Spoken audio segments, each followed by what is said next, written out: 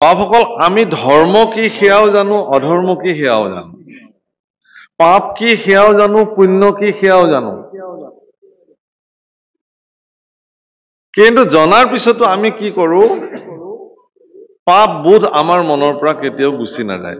বৰ ধুনীয়া উদাহৰণ এটা শাস্ত্ৰত দিছে, কি যে মানুহৰ মনত থকা পাপ এনেকুৱা এটা বস্তু যে অৰণ্যত যেতিয়া প্ৰচণ্ড লেলিহান শিখাই অৰণ্যত জুই জ্বলে, গছবিলাক পুৰি একদম ছাই হৈ যায়, একদম লঠঙা গছ এডাল, পুৰি যোৱা গছ এডাল থিয় হৈ থাকে।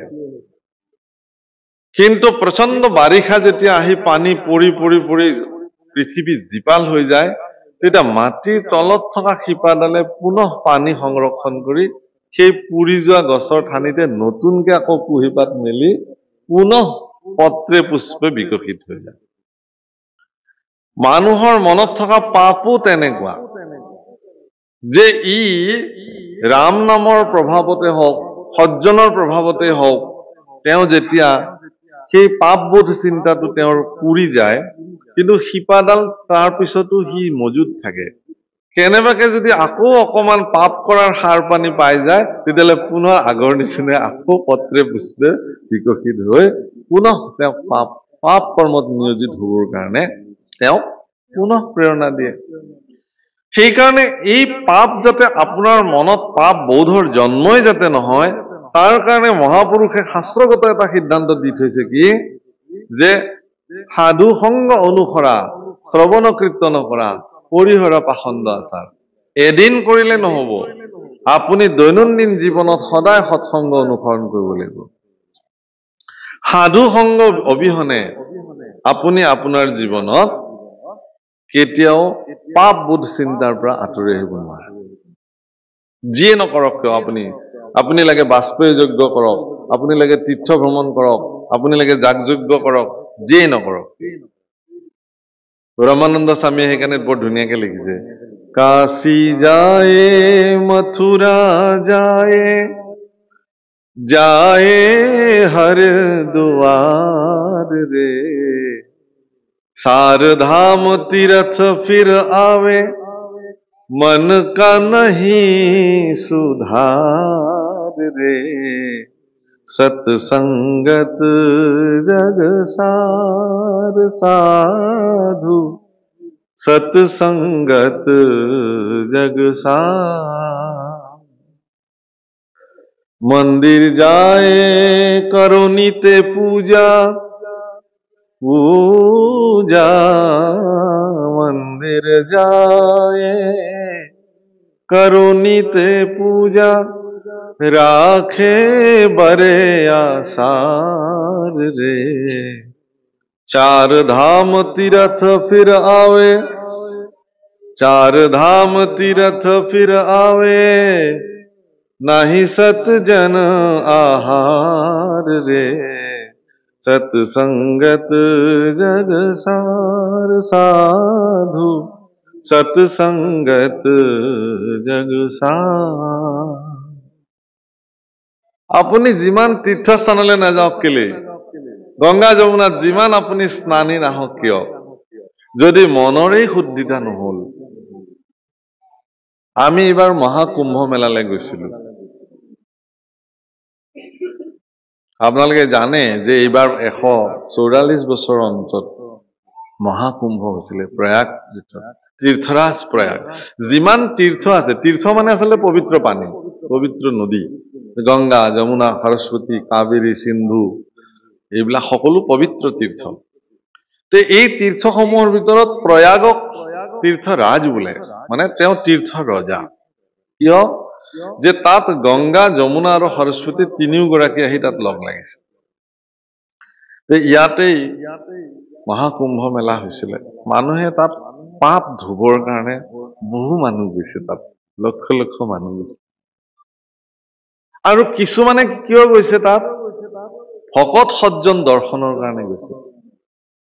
কিছুমানে গৈছে কি, তাত এটা কথা খুব চৰ্চা হৈছে, কিন্তু যিমান সজ্জন পুৰুষে তাত ভাগৱত ব্যাখ্যা কৰিছে, পুৰাণ আদি শাস্ত্ৰসমূহ ব্যাখ্যা হৈছে, আমি গৈ গৈ শুনিছো তাত কৈছে যে এজন ব্যক্তিয়ে যদি তেওঁ জানি শুনি পাপ কৰিছে, অপৰাধত লিপ্ত হৈ আছে, তেওঁ আহি ইয়াতে ডুবকি লগালে তেওঁৰ পাপটো শেষ হৈ নাযায়। যদি মোৰ অজ্ঞাতে কিবা পাপ হৈছে, মই ক'ব নোৱাৰো প্ৰভু, কেনেবাকে যদি মোৰ জীৱনত কিবা অপকৰ্ম সাধিত হৈছে, হে ভগৱান, মই তোমাৰ চৰণত সকলো নিবেদন কৰিলো। এই বুলি যদি কোনোবাই স্নান কৰিছে, সেইটো বেলেগ কথা। মই ইয়াৰ আগতেও 2001 চনত মই প্ৰয়াগলৈ গৈছিলো। তাত মোৰ এজন বন্ধু আছে, মনীষ চতুৰ্বেদী বুলি। তেওঁ মোক এটা কাহিনী কৈছিলে। তেওঁ মোক লৈ গৈছিলে স্নান কৰাবলৈ। তেতিয়াতো মানুহ চানুহ বিশেষ নাছিলে, নাও এখনত উঠি গৈ আমি স্নান কৰিছিলো, য'ত গংগা যমুনা সৰস্বতী লগ লাগিছে সেই স্থানত। তেওঁ কৈছে যে পাঠক জি, ইহা এক कहावत है, कैसा? बोले जो लोग यहाँ स्नान करने आते हैं, वो लोग, उन लोगों के मन में एक विचार होता है ऐसा कि वो आएंगे, जितना वो जीवन में पाप किया है सब वहां पे डुबकी लगा के सब पापों को नष्ट करके पूरा पुण्य शरीर लेके घर में जाएंगे लौट के। ऐसे सबरे एटू मनत धारणा থাকে যে মই যি পাপ কৰিলো, ইয়াত আহি পেলাই মই এইবোৰ সকলো ধুই পেলাই যাম। তেওঁ কৈছে যে পাপ বিলাক আকৌ মানুহতকেও বোলে চতুৰ। পাপ বিলাকে বোলে ভাবিছে কি, যে তই গোটেই জীৱন মোক লৈ পেলাই মৌজ মস্তি কৰিলি, আৰু আজি কথা নাই বতৰা নাই মোক তই গংগাত ভহাই দিবলৈ আহিছ, যা। এই বুলি বোলে এই পাৰতে যিবোৰ কাপোৰ কানি খুলি থয়, বেগ চেগ থয়, তাতেই বোলে পাপ কেইটা বহি থাকে, যা তই গা ধুই আহাগে। আমি কিয় যাম তোক এৰি, তই আমাক লৈছ, আমিতো নিজে অহা নাই। जो पाप सब वो अपना कपड़ा उपड़ा बेग बिस्तर जहां रहते हैं वहीं पे पाप रहते हैं, और वो बिना पाप की शरीर जाके गंगा में नहाते हैं, यमुना जी से नहाते हैं। फिर नहा वहां के जब आके कपड़ा उपड़ा पहनते हैं तो अपना अपना पाप साथ में फिर वापस घर में लौट के आते हैं বুলি কৈছে। আৰু তেওঁ খুব ৰসিক কৰি কথাটো কৈছিলে, কিন্তু কথাটো বহুত তাৎপৰ্যপূৰ্ণ কথা, যে আপুনি আজি এইখনো গংগা স্নান দেই প্ৰভুসকল, মনত ৰাখিব। এই আজি ইয়াতো গংগা আপোনালোকে স্নান কৰিছে।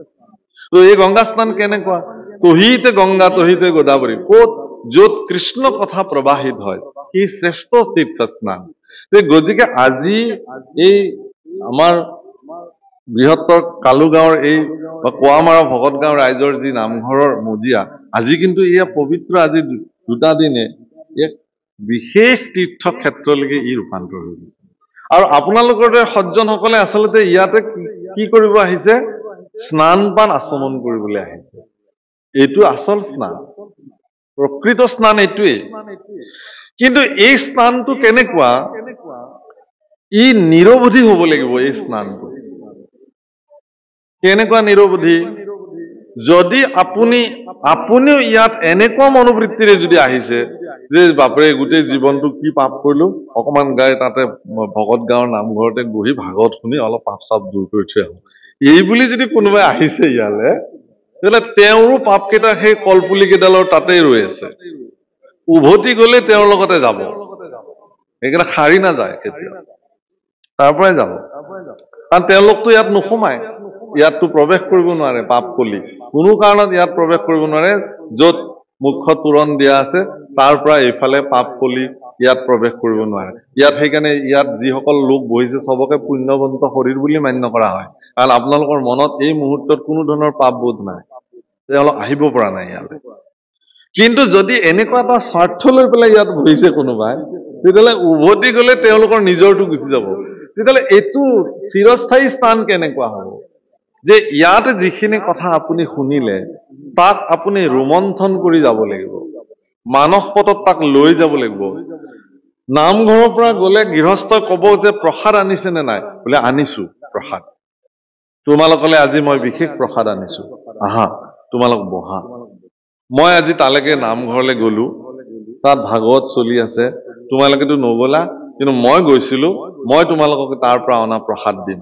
এই বুলি তেওঁ যদি এই ভাগৱত পাঠত শুনা অকমানো কৃষ্ণ কথা যদি পৰিয়ালৰ আগত বিলাই দিয়ে, এইটোহে আচল প্ৰসাদ লৈ যোৱা হ'ব ঘৰলৈ।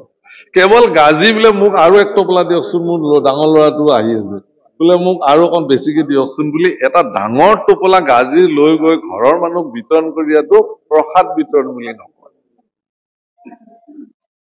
বুজিছেনে কথাটো?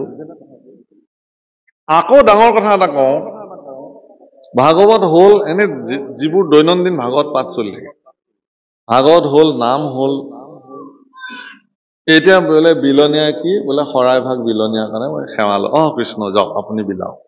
এই দেউৰীয়ে বা বিলনীয়ে প্ৰসাদ বিলাবলৈ গ'ল, তেওঁৰতো কাম, আৰু লগত কোনোবা এজন গ'ল, বাকী আমিবিলাকে এতিয়া কি কৰিম? প্ৰসাদটো দিবই। এতিয়া আমি সাত ভাৰস্তৰ কথা উলিয়াইছো, কাৰ কি হ'ল, ৰাজনৈতিক ক্ষেত্ৰত কি হৈ আছে, তাতেই মতভেদ, তাতেই ইত্যাদি। ভগৱন্ত পুৰুষে এটা ডাঙৰ কথা কৈছে যে মোৰ চৰণত যি প্ৰসাদ নিবেদন কৰা হয়, নৈবেদ্য দিয়া হয়, নৈবেদ্য আচলতে নিবেদন কাৰণে নৈবেদ্য বুলি কয়। আজি যি দ্ৰব্য ভগৱানৰ চৰণত ভোগ হিচাপে নিবেদন কৰা হৈছে, সেই নিবেদনৰ এটা প্ৰক্ৰিয়া আছে প্ৰভুসকল। বোলে আপোনাকে নামটো প্ৰস্তাৱ কৰিলো, আপুনি যাওক প্ৰসাদখিনি শৰাই ভাগ নিবেদন কৰি আহক। তেওঁ গ'ল আৰু শৰাইখন পাতিলে, আৰু তাতে মগু চাউল কল দিলে, দি আৰু কলপাতখন ঢাকি বোলে প্ৰভু, ভগৱানে তেনেকে নৈবেদ্য গ্ৰহণ কৰে। লক্ষ্মীয়ে পুনৰ থালত ভগৱানক অমৃত অন্ন প্ৰদান কৰি কত স্তুতিনতিৰ পিছতে ভগৱানে সেয়া গ্ৰহণ কৰে। গতিকে গুৰুআসনৰ সন্মুখত শৰাই নিবেদন কৰাৰ এক সুদৃঢ় আৰু নিশ্চিত ব্যৱস্থা আছে। যদি কোনোবাই নাজানে তেতিয়াহ'লে জনা লোকৰ পৰা তাক শিকি বুজি লওক। কি ব্যৱস্থাৰ দ্বাৰা প্ৰসাদ নিবেদন, নৈবেদ্য নিবেদন কৰিলে ভগৱানে তাক গ্ৰহণ কৰিব, শিকি লওক। বাৰু যি নহওক, সেয়া ভগৱানে এটা কথা কৈছে কি, শাস্ত্ৰত এই কথা বিচাৰ হৈছে যে তেনেকে দিয়া প্ৰসাদ ভগৱানে হেনো নলয়, একো নিবেদনে তেওঁ ভোগ নলয়। কেতিয়া ল'ব? কৈছে যেতিয়া মোৰ ভকতসকলে সেই মোৰ নিবেদন বা মোৰ নৈবেদ্য প্ৰসাদ স্বৰূপে গ্ৰহণ কৰে, ভকতৰ মুখতে ময়ো খাওঁ। কেতিয়া খাব ভকতে? যেতিয়া নাম সামৰি প্ৰসাদ যেতিয়া আহি সন্মুখত নপৰালৈকে সেই ব্যক্তিজনে কোনো কাৰণত তেওঁৰ মস্তিষ্কত নাম ব্যতিৰেকে বেলেগ চিন্তা কৰিব নোৱাৰিব, তেওঁৰ শ্ৰীমুখে নাম ব্যতিৰেকে বেলেগ কথা পাতিব নোৱাৰিব। কিন্তু যিজন ব্যক্তিয়ে নাম সামৰি পেলাই নামঘৰত বহি সাত ভাৰস্তৰ কথা উলিয়ালে, কাৰ কি হ'ল, কাৰ কি নহল ইত্যাদি, তেওঁৰ মুখখন তেতিয়া আৰু নাম মুখ হৈ থাকিল জানো? ভগৱানে আকৌ সেইখন মুখত প্ৰসাদ খাব নেকি? আপুনি যাৰ কথা কৈ আছিল তেওঁলোকে আহি সেই প্ৰসাদ খাব আপোনাৰ লগত, ঈশ্বৰে নাখায়। তাৰমানে এই কথাটো এই কাৰণেই কোৱাৰ প্ৰয়োজনীয়তা আছে যে নামঘৰৰ মজিয়া এক এনেকুৱা পবিত্ৰ মজিয়া, ই আটাইতকৈ শ্ৰেষ্ঠ তীৰ্থ। ইয়াত স্নান পান অৱগাহন কৰিবলৈ হলে ব্যক্তি সুদৃঢ় চিন্তাৰ দ্বাৰা, সংযমী ব্যৱস্থাৰ দ্বাৰা, তেওঁ ভগৱানৰ স্মৰণৰ দ্বাৰা তেওঁ জীৱন অতিবাহিত কৰিব লাগিব। তেতিয়াহে যদি তেওঁক সেই নামে ক্ৰীড়া কৰিব, অন্যথা তেওঁৰ ক্ৰীড়া নহয়। তাৰ কাৰণে আপোনাক সংশোধন কৰাৰ একমাত্ৰ কমাৰশালটোৰ নামে হ'ল সাধু সংগ, সৎসংগ, যিটো মহাপুৰুষে আমাক বাৰে বাৰে কৈ থৈ গৈছে। আজি যে এই আয়োজন, এইটো কি? এইটোতো সৎসংগই হয়। আপোনালোকৰ দৰে সজ্জনসকল ইয়াত আহিছে, ইজনে আনজনৰ লগত লগ লাগিছে, কৃষ্ণ কথা পাতিছে, সৎসংগ। সেইকাৰণে কৈছে যে এনেধৰণে সৎসংগত বহি পেলাই যাৰ সমস্ত পাপৰ পৰা মুক্ত হৈ গল, সেইজনেহে হেনো কৃষ্ণ কথা শুনিব পাৰে। আৰু বাকী পাপী বিলাকৰ কাণত বেজিয়ে হনা দিয়ে, পাপ হনাই। সেইকাৰণে মই কৈছিলো যে পাপ জানো, পুণ্য জানো, ধৰ্ম জানো, অধৰ্ম জানো। দুৰ্যোধনক সুধিলে ভগৱান কৃষ্ণই যে কিয় নিদিয়া 5খন গাঁও? বোলে নিদিওঁ, যুদ্ধ কৰিব লাগিব তেতিয়াহে পাব। বোলে বিনা যুদ্ধে দিয়াচোন, একো নহয়। বোলে নাই নাই নাই, নহব, যুদ্ধ কৰিব লাগিব, এটা বেজিৰ আগৰ সমান মাটিও নিদিব। ভগৱান কৃষ্ণই দুৰ্যোধনক কৈছিল, হেৰা, তোমাৰ পিতৃ বৰ্তমানো চক্ৰৱৰ্তী ৰজা হিচাপে বহি আছে, সিদ্ধান্ত তোমাৰ পিতৃয়ে দিব, ধৃতৰাষ্ট্ৰই দিব, তুমি কিয় দিছা সিদ্ধান্ত? বোলে মই যুৱৰাজ আৰু মোৰ মতেই চলিব, এতিয়া পিতৃৰ মতে নচলিব। হে ভগৱান, পিতৃ স্বয়ং ৰাজসিংহাসনত ৰজা হিচাপে বিদ্যমান হৈ থকাৰ পিছতো যি পুত্ৰই কৈছে যে এতিয়া মোৰ মতে চলিব, পিতৃৰ মতে নচলে, তেনেকুৱা দুৰ্যোধনৰ দৰে পুত্ৰ আমাৰ সমাজত এতিয়াও বহুত আছে। আৰু ধৃতৰাষ্ট্ৰই কি বুলি কৈছে জানে? ভগৱান কৃষ্ণই কৈছে, হে ধৃতৰাষ্ট্ৰ মহাৰাজ, আপোনাৰ মত কি? বোলে মোৰ ক'বলগীয়া নাই আৰু, পুত্ৰই যি কৈছে সেয়ে। তেনেকুৱা ধৃতৰাষ্ট্ৰ পিতৃ সমাজত এতিয়াও বহুত আছে। ভুলে হওক শুদ্ধই হওক, পুত্ৰই যি কৰিছে সেয়ে মোৰ ক'বলগীয়া নাই। প্ৰভুসকল, কৃষ্ণ পুৰুষে কিন্তু এৰি দিয়া নাই। দুৰ্যোধনক সুধিছিল যে এয়া যে অধৰ্ম তুমি জানানে নাজানা? বোলে জানো, ভালকে জানো। ধৰ্ম জানানে নাজানা? ধৰ্মও জানো মই।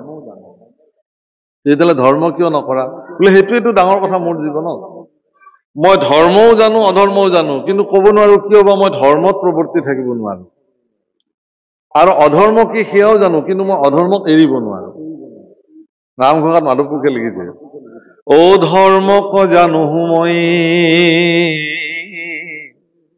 তথাপি প্ৰবৃত্তি নাই, অধৰ্মত নিবৃত্তি নোহয়। মই ধৰ্মক জানো, কিন্তু মই তাত প্ৰৱৰ্তি থাকিব নোৱাৰো। আৰু অধৰ্ম কি সেয়াও জানো, তথাপি তাৰ পৰা মই নিষ্কৃতি পাব নোৱাৰো। যদি এই সমস্যাত কোনোবাই ভুগি আছে, তেতিয়াহ'লে তেওঁৰ মনুষ্য জীৱন বৃথা।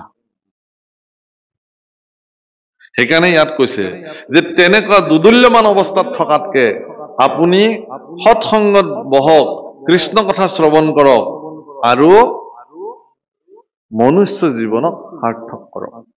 ইয়াত কৈছে, ৰাম হেন জানি সাৱধানে শুনা সবে নৰে, অ নাহি ধৰ্ম কৃষ্ণ কথা শ্ৰৱণ পৰে, ৰাম তপ জপ যজ্ঞ মহাদানতি স্নান, কৌটি ভাগ নোহে কৃষ্ণ কথাৰ সমান। হেন জানি, এই কথাটো জানি হে প্ৰভুসকল আইসকল, অত্যন্ত সাৱধান চিত্তে কৃষ্ণ কথা শ্ৰৱণ কৰক। কৃষ্ণ কথা শ্ৰৱণতকে আৰু শ্ৰেষ্ঠ ধৰ্ম একো হ'বই নোৱাৰে। ভগৱানৰ গুণ শুনি আপুনি আহ্লাদিত হওক, ভগৱানৰ গুণ শুনোতে শুনোতে আপুনি ভগৱানৰ হৈ যাওক, ভগৱানৰ কথা শুনোতে শুনোতে ভগৱানৰ দাস হ'বৰ কাৰণে আপুনি প্ৰেৰণা পাব। প্ৰভুসকল, ইয়াত কৈছে যে তপ জপ যজ্ঞ মহাদান তীৰ্থস্থান এইবিলাকো আমাৰ ব্যৱস্থা আছে আমাৰ ভাৰতবৰ্ষত।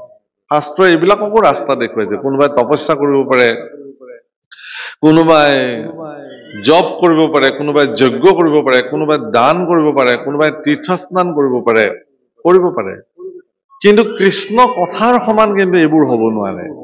যদি এইবিলাকত কৃষ্ণ কথা সংপৃক্ত হৈ নাথাকে, তেতিয়াহ'লে সেই তপৰ কোনো মৰ্যাদা নাই। আপুনি তপ কাক কৰিব? কৃষ্ণকে তপস্যা কৰিব লাগিব। জপ কাক কৰিব? কৃষ্ণৰ নামকেই জপ কৰিব লাগিব। তেতিয়াহ'লে সি পুণ্যৱান হ'ব, কামত দিব আপোনাৰ। আপুনি যজ্ঞ কাৰ নামত কৰিব? যজ্ঞৰ কথা একাদশ স্কন্ধত বৰ্ণন কৰিছে, যজ্ঞ কাক বোলে। ঠিক তেনেকে দান কাক কৰিব আপুনি? প্ৰভুসকল, দান এনেকুৱা এটা বস্তু পৃথিৱীত যে সি সোঁ হাতে দিলে বাওঁ হাতে গম পাব নালাগে। দান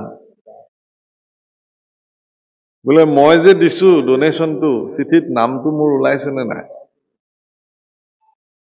বোলে ওলাইছে, অলপমান চিনি পোৱাকে দিব লাগিছিল।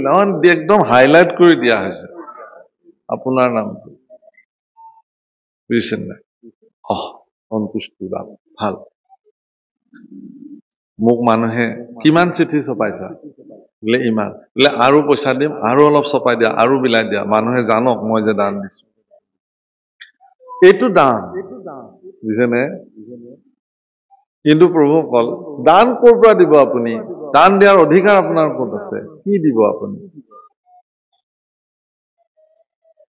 যাদৱ আমাৰ কামৰূপী লোকগীতত গাইছে, কি দিব মাধৱৰা ব্ৰহ্মাণ্ড ভিতৰে যত বস্তু আছে সবেও তোমাতে পাই হে যাদৱ, কি দিব মাধৱৰা।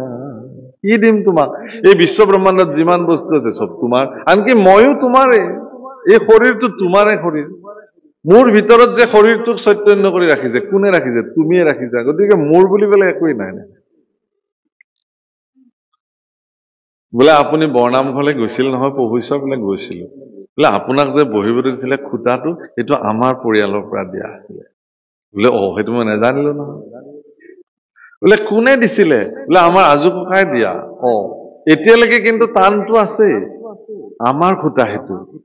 যেতিয়ালৈকে এই টানটো থাকিব তেতিয়ালৈকে এই দানতেই নপৰে। মই খুব ৰসিক কৰি মোৰ জীৱনত এটা বিশেষ কথা কওঁ। নামঘৰত চব দিয়ে, এজন মানুহে ফেন নিদিয়ে, চিলিং ফেন। বোলে আপুনি ফেন, বোলে তাতকেও দামী বস্তু বিচাৰক, মই দিম। চিলিং ফেন মই নিদিম।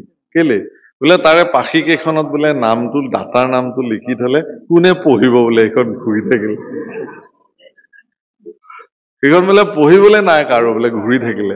গতিকে এনেকুৱা বস্তু এটা য'ত মোৰ নামটো দাতা বুলি লিখা থাকিলে, মানুহৰ ধাৰণাবিলাক এইবিলাক।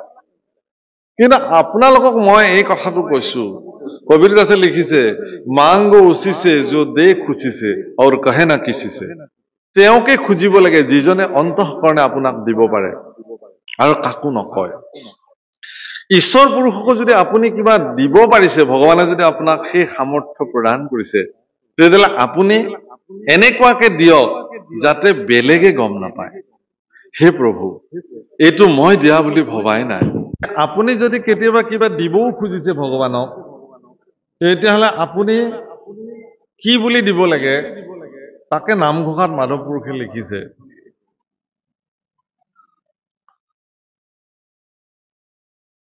যে হে ভগৱান, মোৰ যিহেতু তোমাক দিবলৈ একোৱে সামৰ্থ্য নাই, গতিকে মই নিজকে তোমাৰ ওচৰত বিক্ৰী কৰিব খুজিছো।